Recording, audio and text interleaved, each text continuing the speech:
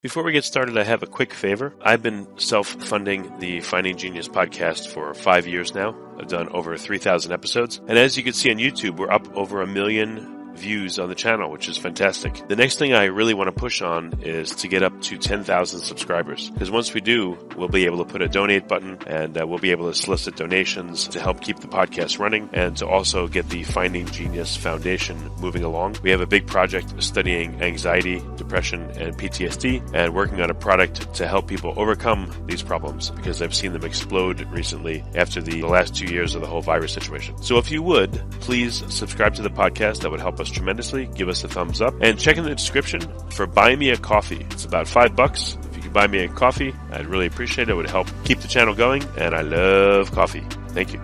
Forget frequently asked questions, common sense, common knowledge, or Google. How about advice from a real genius? 95% of people in any profession are good enough to be qualified and licensed. 5% go above and beyond. They become very good at what they do, but only 0.1% are real geniuses. Richard Jacobs has made it his life's mission to find them for you. He hunts down and interviews geniuses in every field: sleep science, cancer, stem cells, ketogenic diets, and more. Here come the geniuses. This is the Finding Genius Podcast with Richard Jacobs.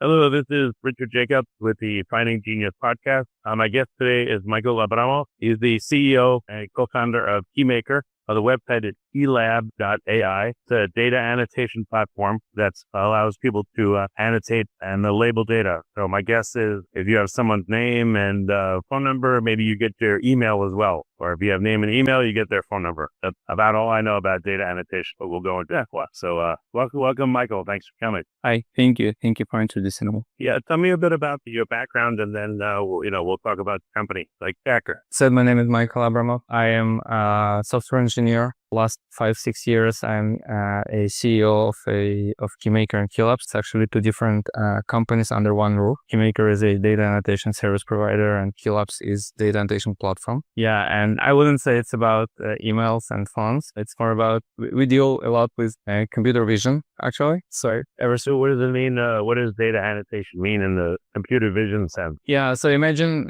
you drive, I don't know, Tesla or any other car that has self-driving capabilities. The car has cameras or any other sensors, and it has to understand what it actually sees. Like, is it a person on the road? Is it a red light or green light on the traffic light? So the camera has to recognize it, and in order to recognize it, it uses some kind of AI, kind of computer vision models that they see it and they understand what they see. So we at Keymakr, we prepare this data. We actually take all these images, videos, photos, whatever, visual data it is, and we actually label objects so that computer vision development companies could take our labelings, the objects on the images, and could train their models, and they could say, hey, this is a pedestrian, or this is, your dog, or stuff like that. But more complex than I explained, yeah. Yeah, as the past couple of years now, Google on my phone, from the pictures, it'll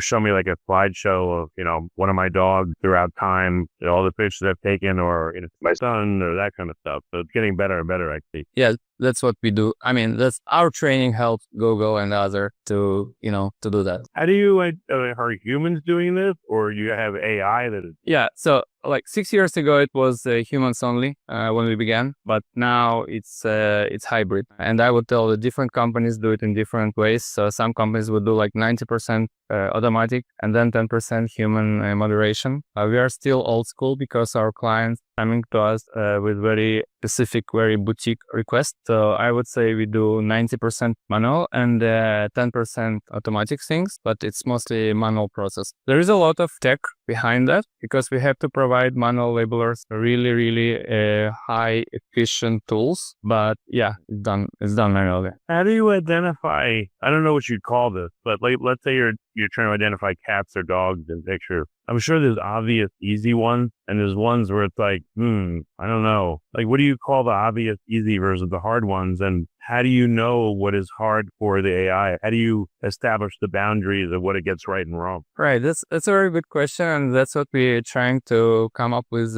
our clients. And as you said, the cat or dog is really easy, or like car or motorcycle. Those are I don't remember when we last did that, because that is fully automated by our clients. And then, the world can automate today all of these simple, obvious object detections. We work more on deeper understanding of what's happening on the image or in the video. Let's say behavioral analysis. So you can see a person with a knife. So what's your judgment? Person with a knife cutting things, is it a criminal? Maybe it's a chef in restaurant, right? So you don't know. Maybe it's maybe it's a print of chef with knife on a bus, and the bus is driving by. It's not even like a person with a knife in a kitchen is contact, but a picture of a person with a knife on a bus in the middle of a shooting zone. Okay.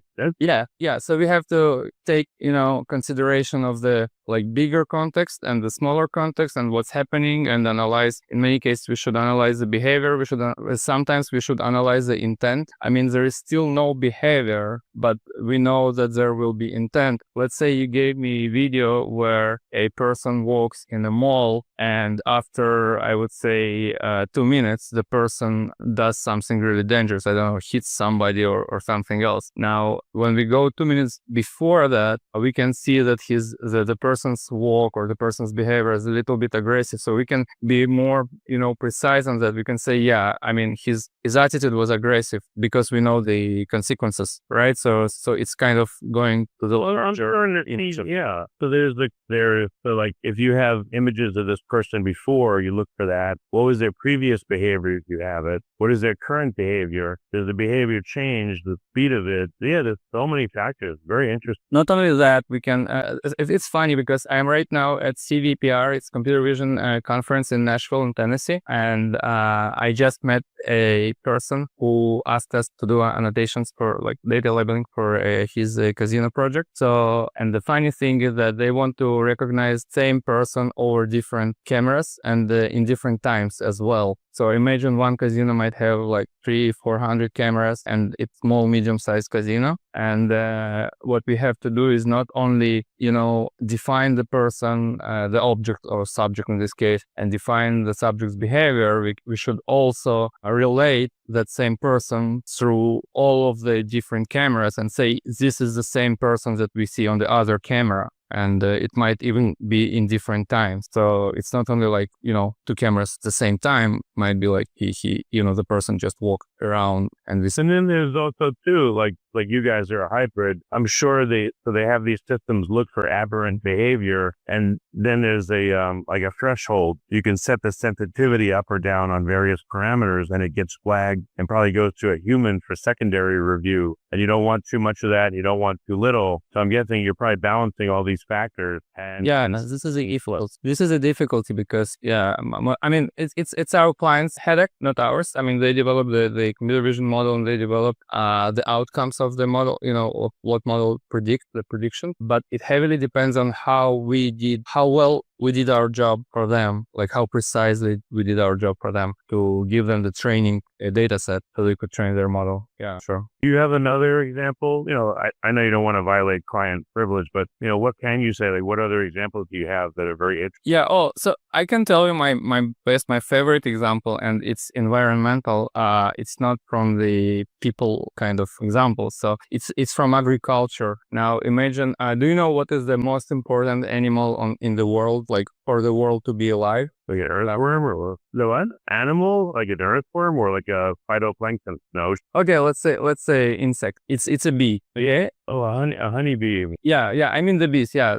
So if there will be no bees, there will be no plants, because the plants grow because bees. Yeah, they pollinate. Yeah. Thank you. I love the pollen. Yeah. Now imagine when you're agricultural, big agricultural company, and you have your fields of whatever, I don't know, crops or whatever, and you have some kinds of diseases or some kind of weeds or some kind of bad bugs that you want to determinate, what you're going to do is you're going to bring lots of chemicals and distribute them over the field. And that usually kills all the good things as well. It kills the bees, it kills other insects that are not harmful. It pollutes the environment really badly, etc. So there is technology, a new technology right now. It's a big machine with lasers, and actually what it does is it has cameras, and it goes on the field, drives on the field, and it recognizes with the cameras, it recognizes bed bugs or weeds, and it just burns them down with laser, but it does it really pinpointed. Okay, so the whole other environment, the animals that live on the ground, snakes, mice, and the bees, and all the others that should not be killed are not being killed.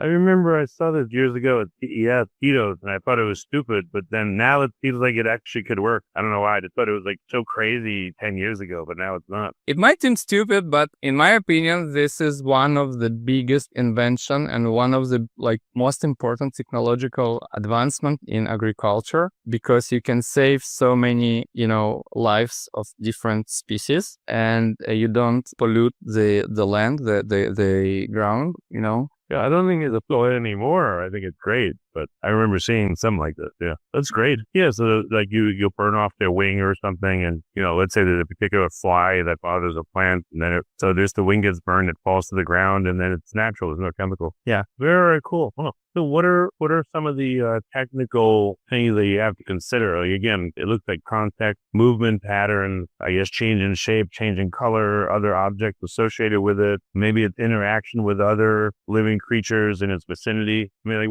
what are some of the factors that you'd use to make a model like this? So yeah, I think you have lots of other examples from defense, which I don't like speaking about. Oh, why? Because they're really... They might be harmful to some people to hear about, yeah. But I mean, there are... What are some examples? There's lots of things to reveal what's hidden. Like, I think about it, the person is walking in the public space, and the person has a gun hidden under their clothes, under t-shirt, or even in the bag. And there are different features that might hint us about the person having a gun or some kind of arms. And actually we have lots of things like that to reveal the hidden. And in many cases, more sensors are being used, temperature sensors, sometimes x-rays, and sometimes magnetic sensors, etc. And they work all together in some kind of fusion. And we collect the fusion data, not only the camera data, and we try to reveal all different kinds of things like that as well.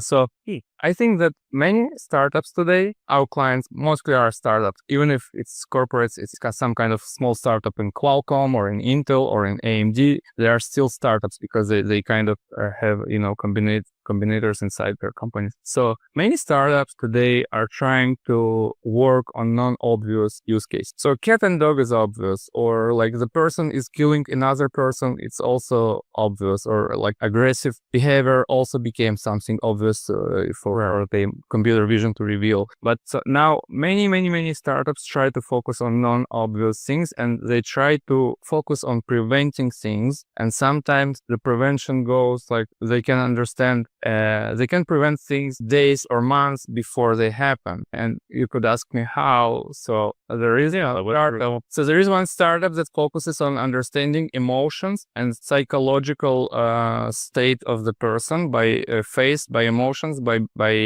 gestures, by behavior, etc. You could try use infrared too to see the changes in blood flow, what parts of them get hot. As well.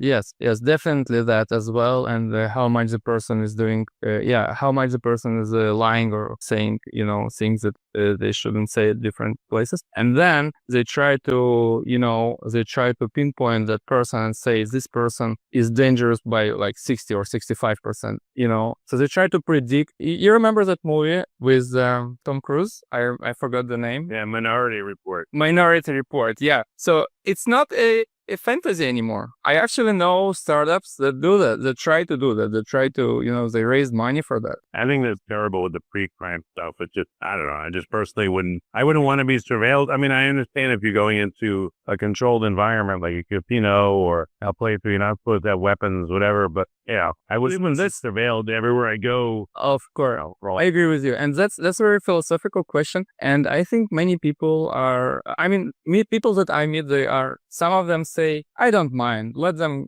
collect my data. They can't, do anything to me because I'm clean. I'm not doing all the Right? Oh, I have nothing. yeah, I have nothing to hide, right? Stuff like that. But I'm telling them, hey, okay, you have nothing to hide, but imagine that, like in 10 years or maybe in 50 years, your grandchildren or your children will do something. Maybe they like unintentionally, but they will do something, and by that time, the technology will be sitting in the courts or in the in all these police departments, like enforcement departments, etc. And their behavior will be analyzed, and your behavior or your data will be also used for context for their behavior, right? It can be done, right? I'm working. A police station has this. They're not going to have the surveillance on the police officer. They're going to have it on you, so that people will game the system and get you all rattled or cause you to evoke behaviors that you wouldn't normally evoke. They say, "Oh, look, they were sweating," or they're lying. Hey, this is not. People are foolish when they say, "Oh, I have nothing to hide," because people can twist this tremendously to cause a lot of harm. And there is another risk here that many people don't think about is impostering. Like, let's say I'm a hacker, I'm social engineer or something, and I want to behave like I want to make some harm to you for some reason, or maybe not harm, but I want to steal something from you, and I want to manipulate. Now, how can I do that? I have your photo. I can print your face, and I can bring it, to different places, and I can do different strange things while some cameras are looking at me, even in casino, etc. So I know that I have injected your face, your ID, with some kind of weird behavior into the system. Now, if I know that the system is global and all these cameras, all these casinos are sharing this data and collecting them in one place and processing them in one place, training one big model. So I already have injected, your identity with bad behavior into the system without you doing that, without you knowing about that, which afterwards can cause some, problems to you that I can take advantage of these problems that you have. I can call you later and say, hey, I'm from police and I know that you did this and that, and you will notice that I'm not lying because you already have got, some kind of invitation to the court or something. So you're gonna talk to me. What about data poisoning? I've heard that term. That's exactly the example I gave. Data poisoning is when it's one of the examples. So data poisoning means I will intentionally place wrong ideas, wrong data into the processor of the data, right? So we have to understand that the data is not important without the processor of the data. So there is one big processor somewhere in the cloud, or let's say ChatGPT, let's call it a processor, or any other big model. And when you give any input to that, it takes the input and learns something. Now, as a bad guy, you can give bad input, but it's not just curse words or something. Bad input might be some very smart input that you put there in order to manipulate the whole system. You can teach it to be, I don't know, Nazi, or to have some kind of ideas that our social environment is not accepting, okay? And that's how you can manipulate the masses, I would say. Or you want people to vote for some candidate, and you have enough capacity to poison the big model, so you can write lots of articles and create lots of materials with some idea, and while knowing that this model will process this, and it will see that there is a lot of content with the same idea, so it's gonna think that this idea is true. True, yeah. What other, I don't know, what else comes up that makes it difficult? So as I said, data injection, data poisoning is something that we have to struggle with. And I think that the other big thing that the world will have problems with is, did you hear about concept save now, use later? SNU? Yeah, okay. You can save data sometimes for years and then it could be used later. Yeah, so it's the term is called SNUL, like SNUL. SNUL, and it refers to, so we have too much data today, and let's say all this video data in 4K, and it's very heavy, and we don't have enough processing power today or enough electricity to process it all. It's very hard, so we choose to process only only significant or meaningful data for us, right? So, and I would say that it's less than 1,000% of data which is being,